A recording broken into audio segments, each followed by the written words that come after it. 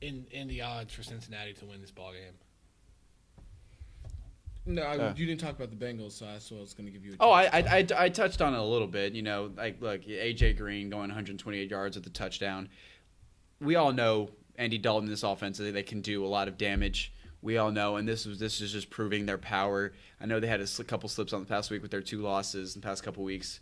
But look, this offense is very dangerous. A.J. McCarron even got some time in there. Yeah. Look. This coming into the playoffs, this is not a team you want to face. I don't think this is a team like before where they barely squeak into the playoffs and then they lose at Houston. No, I think Cincinnati is the team you want to play in the playoffs because I don't think they hadn't even won a playoff game yet. Yeah, but this is a different. But this is a much different playing team than those other playoff. They than say those that other teams. every year with Marvin Lewis. Oh, he's got the team this time, and then Marvin Lewis has not won a playoff game in his 8 or 9 years head coach of the Bengals. This is the year it happens. It could happen. This is the year it happens. But I'm not going to say, oh, this is the team that you don't want to play in the playoffs. Team you don't want to play in the playoffs is the Patriots. Well, that's obvious. But sometimes there's 2 teams you don't want to play. And I think that's the Bengals. I still think it's the Broncos and the Patriots.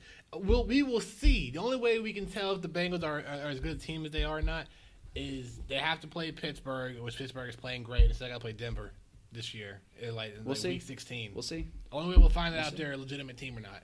I think they always have good regular season records, but just in terms of postseason, they just can't win. Well, hey, look, things change, man. Things do change, but I'm not just gonna I'm not just gonna be like. I'm not saying they're gonna win out and go to the Super Bowl. That's not what I'm saying. I'm not even saying that either. I'm not gonna say that they're gonna win a playoff game yet. I think they are.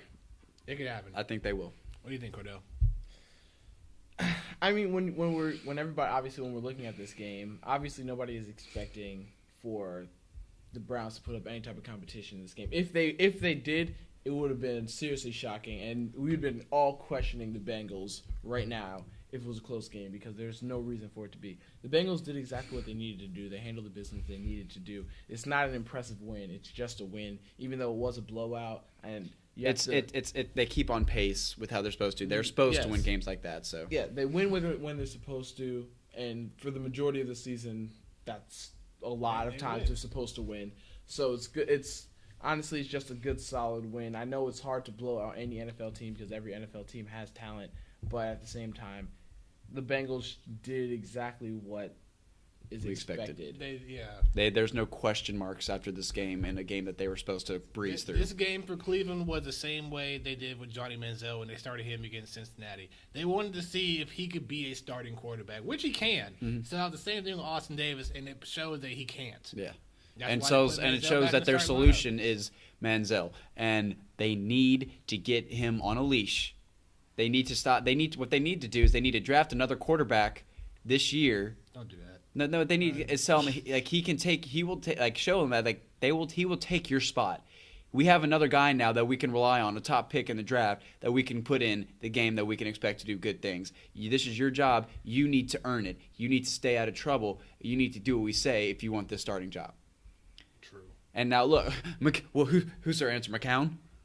The guy can't stay out of the hospital. The king of the backups. So one of the kings of the backups.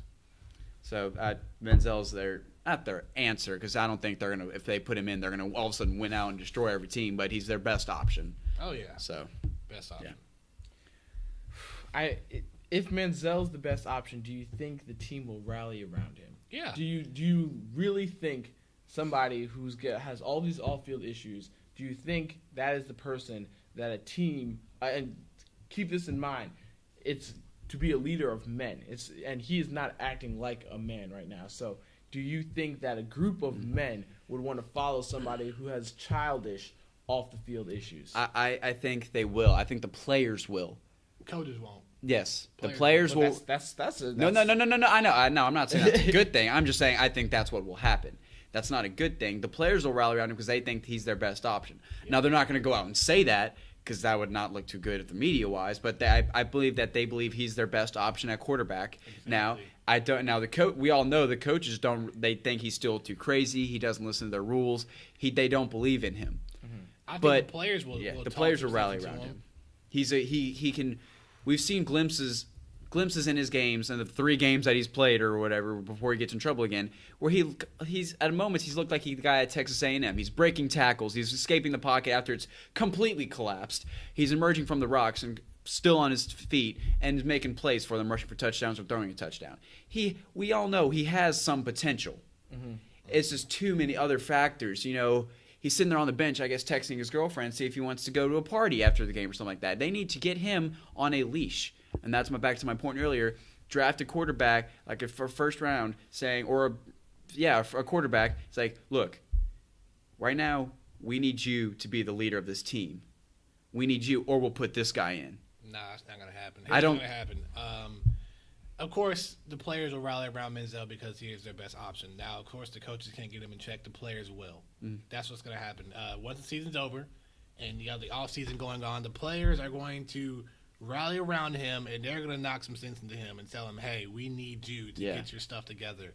And I think the players will be the ones that will make Manziel into a more focused individual by next season than the coaches. Because they're just their box office, their manager, their management. It's just not. I think they kind of need a clean slate when it comes to GM, head coach, and whatnot. They need something to get this team, their whole organization of the Browns, back on track. They need to get this more organized. This is a mess right now. Their whole team is just a mess. They need someone to come in and sweep it up. So you think that they need to, if you're the owner, you completely clean house? I think so. I really do. I mean, maybe you keep Manziel, you keep Travis Benjamin because those are. As far as coaching, general managers, you clean house. Mm-hmm. I mean, look. I guess. I don't think anything's going to be turning around drastically. It's not like they're a team that has so many weapons, but they're just not playing well and going 2-10. It's you don't really have that many weapons, and you're mediocre at best at the quarterback position, and you're giving up big points on defense to the opposing teams. It might be time for a new coach. It might be time for focusing on the draft on offense, getting some more points on the board, and maybe I think it could be a time for a clean sweep. You agree, Danny? They gotta do something. At the end of the day, they gotta do something. I don't maybe. I can't really say much about it, but possibly. Okay, well, we're gonna keep this 3 thing going. 37-3, Browns lose. Let's go 17-3. Chargers lose against Broncos with Brock at the helm. I'm a big fan of this Brock guy. I'm liking Brock. Oh. I'm just throwing it out there. But how you feeling about the Broncos right now? Broncos taking out the Chargers. Not a huge thing, but still. I thought it should have. I thought this was the game for the Broncos to really show their might. And they, for me personally, they didn't really do that. Yeah, it was a 17-3 win. Their defense showed up again, but their offense, it's still the quarterback Brock Osweiler. For me, it's still a couple question marks. I know the guy's like the tallest quarterback in the NFL. Is that? And correct me if I'm wrong on that. I think he's one of the tallest. He's 6'8". 6'8". Yeah, he's 6'8". He's 6'8". God. So, wow. I did not know he was 6'8". Yeah, I told you he's the tallest in the NFL. But I mean, I think they should have been a better game for the Broncos. There's still a couple question marks on the offense side. Like I said, the rushing game, 134 yards, that's good. Between 2 backs, Ronnie Hillman, C.J. Anderson. The Chargers, a total, don't even need to worry about them. We all know how they're playing. They should. I personally, the Broncos, yes, they're still 10-2, but they need to improve on some things before they go into playoffs. And one thing is, I think at the quarterback position, they need more performance. They need better play out of Brock Osweiler. I am not sold on Brock Osweiler just yet because the only thing Brock Osweiler did in this game against the Chargers was manage the game. Because this was more of a defensive outing for the Broncos because Phil Rivers played terrible. 18 for 35, 200 yards, 1 interception, got sacked 4 times. This is more of the defense doing work and Brock Osweiler just not screwing up. Yes. So that's all. So I'm not sold on him yet. People probably sold on him from the overtime win against New England, but from what I saw this past week against San Diego, he just managed the game, and that's all he needed to do. Danny, I have a question for you, buddy. Yes. And we're going to pick on our good old friend here. Is he jumping the gun? On Brock Osweiler? Are you jumping jumping the gun on this Osweiler? Is his third game? You want to kick Peyton Manning out of Denver. This is his third game, so you're going to say this? No. But let me finish my. I'm not jumping the gun. I'm not saying he's a franchise quarterback. I'm not saying that. I'm not saying that. But what I am saying is, what I'm saying, and this is being backed up by statistics, is he at the helm is better than Peyton Manning. The offense performs better. But it's not like this year Peyton Manning wasn't exactly Peyton Manning from the past. Exactly. And that's why I believe, and he's holding on to the name Manning. He's holding on to it. But if you put two vacant spots with no names and you just put them up there, you're going to be like, I'm going to keep going with this guy. Because this guy, his numbers, the offense, everything flows better. They did not have a running game until Brock came into it because the running backs came out. I already explained this to Danny. The running backs have come out and said that under Peyton Manning, because Peyton Manning doesn't like to be under center, they have to run out of a pistol. That means the running back, the quarterback would be right here where I am, and the running back is directly behind me. They don't have the same type of vision that they have when Brock is under center and they can see everything and they can see the holes faster and they can get to him faster. So they prefer Brock over Peyton because that helps their game personally, and that's what you're seeing. And you see this offense is more effective running the ball, and he's getting the ball where it needs to. He's got a strong arm. He's got a good arm. He's getting the ball where it needs to go. He's not a game impactor. He's not a game changer right now, but their offense is playing better under these circumstances. You're talking about they're leaning on the defense.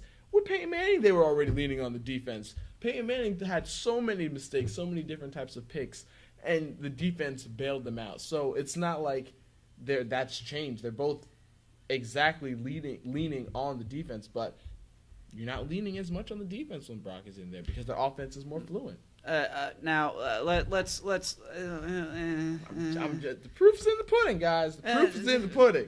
I'm just telling you what I'm seeing. I don't know if you're seeing things right because this is football, not a kitchen. Oh my god! I'm just kidding.